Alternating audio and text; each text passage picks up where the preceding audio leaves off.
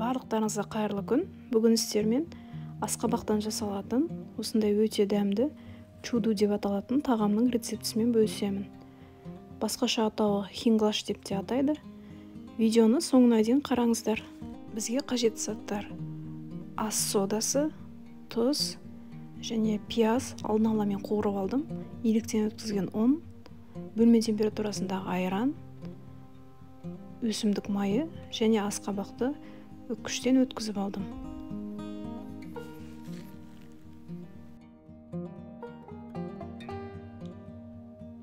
Ең алдымен қамырын илейміз.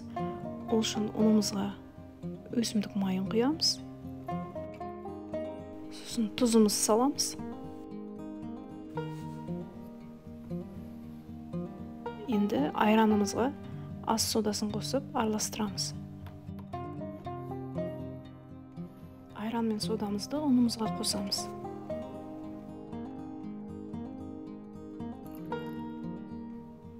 Сосын бөлме температурасындағы суымызды қосып, жұмсақ қамыр илейміз.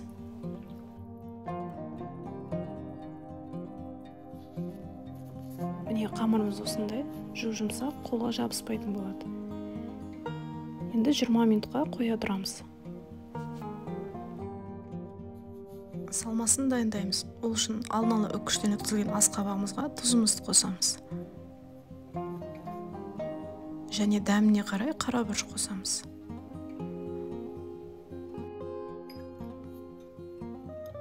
Сосын алдын ала қуырылған пиязымызды қосамыз.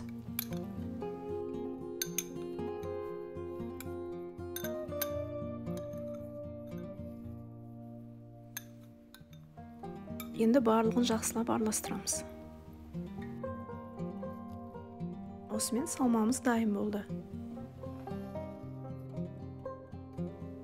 Үстеліміздің үстіне осылай ұн сеуіп, қамырымызды бірнеше бөліктерге видеодағыдай бөлеміз.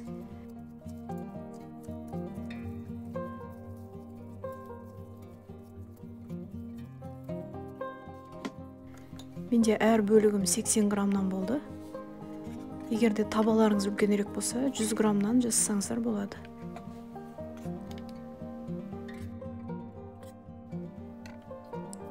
Бөліктерімізді осылай өлшеп алған соң, осылай дөңгелектеп қоямыз.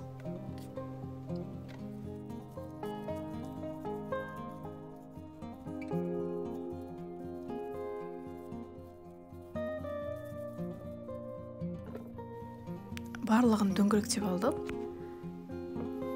Енді бір тодан осылай ең шетін басып, жұқа қылып жаямыз.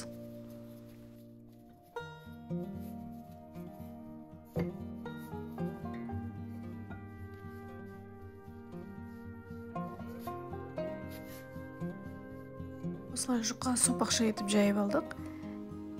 Енді шетіне видеодағыдай осылай салмамызды саламыз.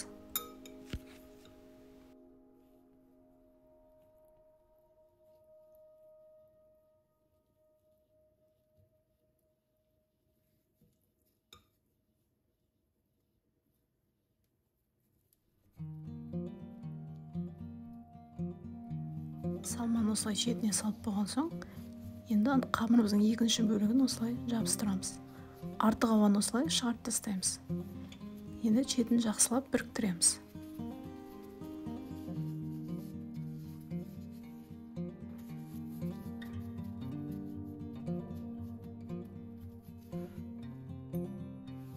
Қамырымыздың артық жерін осындай құралдың көмегімен кесіп алып тастаймыз. Тағы да бір рет осылай қолымызбен басып шығамыз. Кейін ашылып кетпес үшін.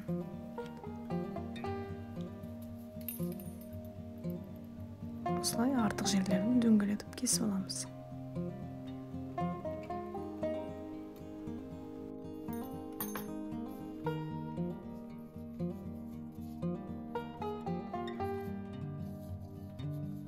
Осылай өте оңай жасалады. Енді қалған бөліктерінде осылай жасап шығамыз. Енді табамызды қыздырамыз. Құрғақ болуы тиіс, ештеңе жақпаймыз. Қызғаннан соң барып, бірінші чудуымызды саламыз. Қызғаннан кейін отымызды қаттыға қоймаймыз, орташаға қоямыз.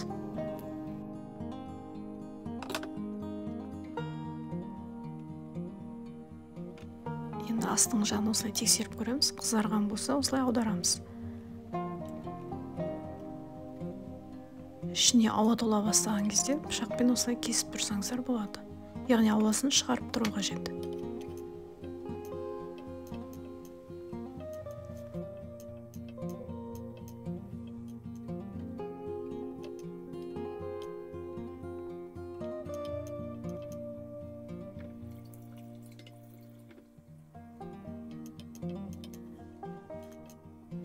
Осылай тексереміз. Екінші жағда піскен соң табағымызға алып, бетіне бірден сары майымызды жағамыз. Молынан аямай жағу керек. Енді қалған чудоларымызды осылай пісіріп аламыз. Осымен өте дәмді асқабақпен жасалатын чудоумыз дайын болды. Ыстықтай осылай пышақпен 2-ке немесе 3-ке 4-ке бөлсеңіздер болады. Өте дәмді болып шығады. Жасап көрмеген болсаңыздар, міндетті түрде жасап көріңіздер. Видео ұнаса лайк басып пікір қалдырыңыздар. Сіздермен болған Әсел, келесі видеода кездескенше.